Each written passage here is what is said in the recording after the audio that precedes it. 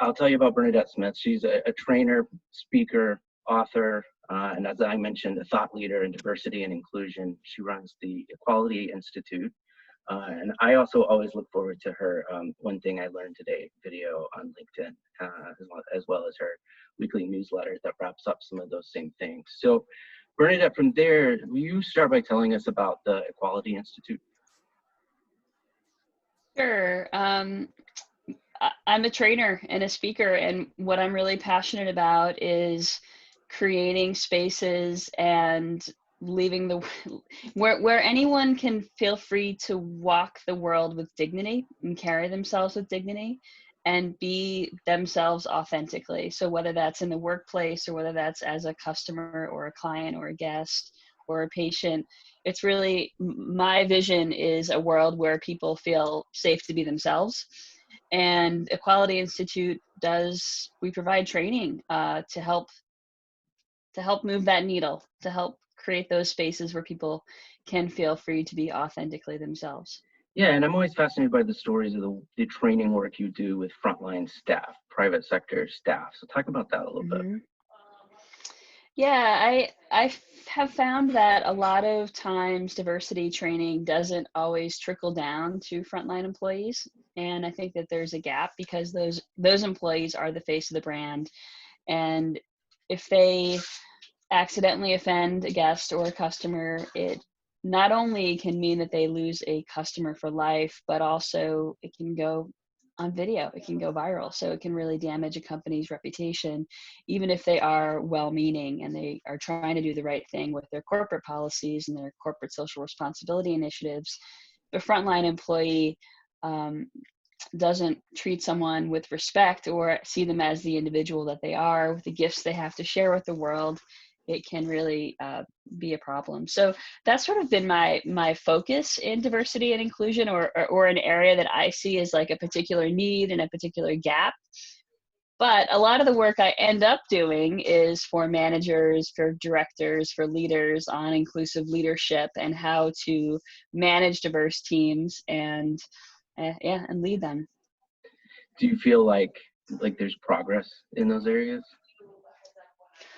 One step forward, two steps back, it's a slow road. And a lot of times what we're seeing are executives and C-suite leaders, and at that level, they get it. They understand the importance of diversity, and they understand the importance of ensuring their diverse talent feels included and supported at work. But that doesn't always trickle down to the hundreds or thousands of leaders and directors within the organization, right? So sometimes it's there's the buy-in at the top, but it doesn't always make its way down to the people leaders further down the line. So there's a gap there as well. So let's talk about Pride this year, and what you see and what people are doing at all levels to still be able to have some kind of way to celebrate and acknowledge the community. Yeah, so I feel, so Pride Month starts today, so happy Pride, everyone. And what I do a lot of is I do a lot of LGBTQ work, and I am part of the LGBTQ community as well. And I've done a lot of work recently to provide companies and organizations with virtual Pride programming. And that means partly sharing opportunities that are available to engage your employees, like DIY, do-it-yourself, no-cost opportunities to engage your LGBTQ and allied employees, but also to provide some paid programming as well. So I think that it's been really cool to see lots of fun ideas emerge, so much creativity on ways to take Pride virtual. First of all, there are companies that are encouraging their LGBTQ and allied employees to, decorate their room or decorate their home or themselves and take pictures and share photos of themselves celebrating Pride or them celebrating Pride in previous years. And they're putting together like a montage, a virtual Pride parade within their organization. So to music, have this sort of fun virtual Pride event internally. But we're also seeing them piggyback off of existing Pride events and making plans to have a group live stream, group chat during virtual Global Pride on the 26th, or New York Pride on June 28th. So sort of having a fun chat alongside those streamed events, which are going to have performances and speakers from around the world. So, there's some cool ideas coming up there as well. But one thing that I think is important that every organization do is focus on storytelling, because Pride is a great time to build allies, and it's a great time to turn allies into activists and advocates on our behalf. But a lot of times, well-meaning allies get tongue twisted with our alphabet soup of letters. They're like, what is the Q? What is the T? What is that? There's an I and an A now. Right. So when do I use the plus sign and when do I not? It yeah, can get confusing. exactly. And so they want to do the right thing, but they don't always know the right words to use. And I think it's incredibly important to create opportunities to educate those allies so they can be better allies and so they can be better activists for us. I think of like so many of my clients are like the protective mama bear type in their organization, the HR director, the HR leader, the diversity and inclusion leader, and they're so protective of their employees, but they also struggle themselves to find the right words to use. And again, they're afraid of saying the wrong thing.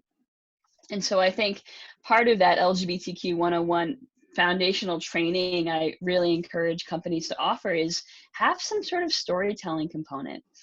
Because what storytelling does is it allows people to have empathy. And empathy is an amazing emotional trigger for behavior change. And so when we tell stories, and this is Randy's like the master storyteller here. So you're speaking my language right now, and I'm loving it. But stories, when we humanize ourselves, when we allow ourselves to be vulnerable, or our team members, we create the space where they can be vulnerable and they feel safe enough to share their stories. We allow others in, and through that we better understand and better want to change. The thing about emotional triggers for behavior change is that they become like innate. We don't have to think about them. So when it's an emotional trigger, a behavior change is much more sustainable. And so empathy is a powerful emotional trigger that comes from storytelling. So I'm encouraging a lot of my clients to have some sort of storytelling component during Pride Month to showcase the diversity of their organization and the diversity of the LGBTQ community.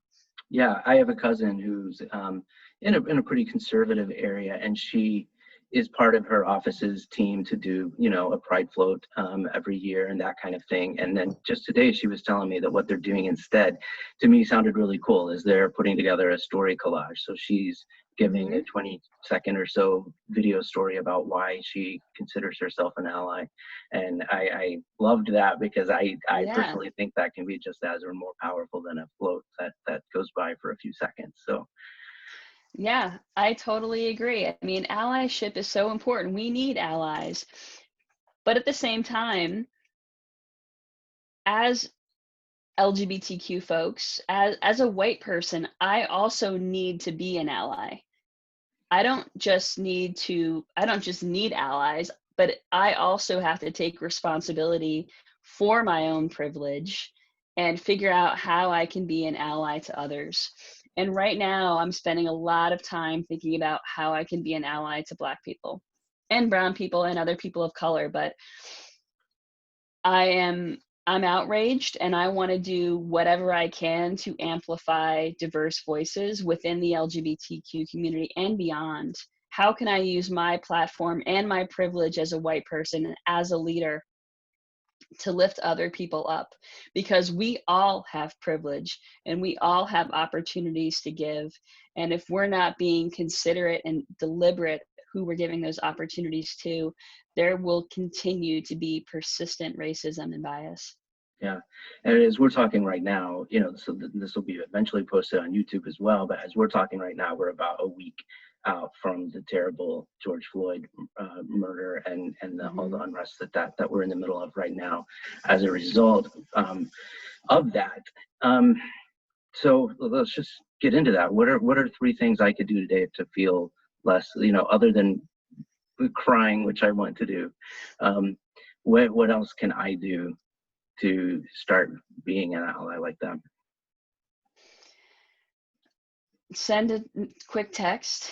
I mean, I send messages to my Black friends and my Black colleagues just to say, this sucks. I'm sorry. If you need to talk, I'm here for you. You don't need to respond. You can tell your friend you don't need to respond, but just so you know, I'm here for you. We have Regina wants to chime in. Oh, I'm sorry. Yeah, Regina, go for it. White people can do is commit to calling out other white people when they make set statements that are, they're off, and the statements I'm talking about, and something's wrong. And instead of when they say they really should shoot all the looters, speak up. Say why that's wrong. I mean, it would be such an incredible thing if every white person would commit from now on. Every time I hear another white people say anything that seems off to me, I'm going to call them out. I think that's great. The challenge is what are the conversation starters? Because I think we get sort of paralyzed by, I don't know exactly how to respond. So I think taking that one step further and providing white people, or me as myself as a white person, providing conversation starters, like how do you call someone out? How do you take that, oh, something's a little bit off, and actually what are the words? Yeah. I just say words like, wow, Sandy, I'm getting to know you better right now. I'm disturbed to think that you think property is more important than lives. That's great. I think that's great. Yeah. Absolutely. And Ray is very excited too about everything that both of you are saying, Bernadette and Regina. And by the way, Ray, thank you for being here, because this makes the first international first story coffee break from Kenya. So thank you, Ray, for being here. So what are some of the other things that we can look for in terms of pride? I guess thinking about even the fact that Ray is here, there's this weird way that we're able to unite, but separately in a different way.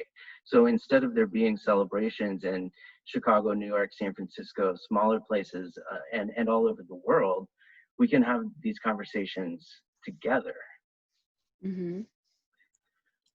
Is that gonna change? Is that maybe a lasting thing that we'll see in the future as well? Wouldn't it be great? I mean, the world is small as it is. I didn't know that you and Jessica knew each other in the same city. Like, it's a small city, it's a small world. So I'm a silver linings type of person to begin with, and I certainly think that one of the silver linings of COVID and of us having more of these virtual networking events is it makes the world a little bit smaller, and then we get to have more honest conversations and with people and learn about them and learn their stories, and the barriers break down bit by bit. So yeah. If anybody has any questions for Bernadette, feel free to unmute and ask, or put it in the chat box, either one. So Ray is saying that they don't have pride in Nairobi. So this is officially their first pride, and hope it's something that becomes bigger and more inclusive in the future, which is pretty cool. It is. It's really really Barbara cool. is pointing out that there are a lot of people who are able to participate in things virtually now, including seniors who maybe couldn't be as part of a street festival or some other kind of thing that we do. As much as I'm going to miss that Pride sunburn, no matter how much SPF I put on when I go out there, I always come back completely red on my bald scalp. But other than that, there are a lot of opportunities. I am excited that we have these ways for this to be different this year, and that you're helping bring that about. I'm really glad you said that, Barbara, because I've been saying for several months now that I think this Pride will be the most inclusive Pride ever, because seniors, parents who are, afraid the content isn't safe for their kids, people who are introverts, people who don't like crowds. So many people don't go to Pride parades and feel like that means they're not part of the festivities. And I think that there's so much opportunity for even greater inclusion this year. And both Barbara and and Regina are also calling me out for not wearing a hat. Barbara, that is something Regina has called me out on since we first met. So I get it, but I look terrible in hats. So, so does anybody else have any other questions or thoughts on either of these topics, on either of these kind of, we have kind of these dual issues right now about how we would be, how we can be better allies and connect better. If anybody has any thoughts, Regina, do you have any other thoughts you want to share? No? Okay. One other thing I just want to add is, if you are considering Pride programming, be sure to amplify the voices of people of color within the community. So whether that's, book club with a book by Janet Mock or by Arlen Hamilton, or podcast series that, interviews with Sylvia Rivera and Marsha P. Johnson on the Making Gay History podcast, or perhaps you're having a pose viewing marathon or something. There is so much diversity within our community, and showcase those diverse voices in your programming. I would love if you will give me the links to some of those resources you just named. I can remind you of which ones. Sure. And if everybody's okay with it, I'll send out a follow-up email with some of that information, as well as how to get in touch with Bernadette as well. Is there anything else you want to share, Bernadette, before we wrap up and I'll get back to work? I think that Barbara has a great comment here. What's tricky is to make sure you're not culturally appropriating. Empathizing can veer dangerously close to committing that. You can't always feel another's pain as much as it does pain you. Absolutely agree. I certainly have no concept of what it would be to be a Black man in this country, and the pain that must carry walking around, especially today. I can't even begin to get that, but I do empathize, and I also am aware of my own privilege. And I think it's, again, important to see how we can lift others up and amplify diverse voices. We have another comment from Regina. I'm going to say that on the topic of being a book club who reads a book written by a Black person, whatever, that I think the line is between, are you consuming it as a spectacle, or are you really engaging with it emotionally? Mm-hmm. And that will often help you sort out whether you're just having a ride, seeing what this part of the world is like, or if you're really connecting. That's a great point. How do you do that? Is that then, by having conversation? Is that when did you mention that as a book club? Is that what you said? What does that dialogue look like?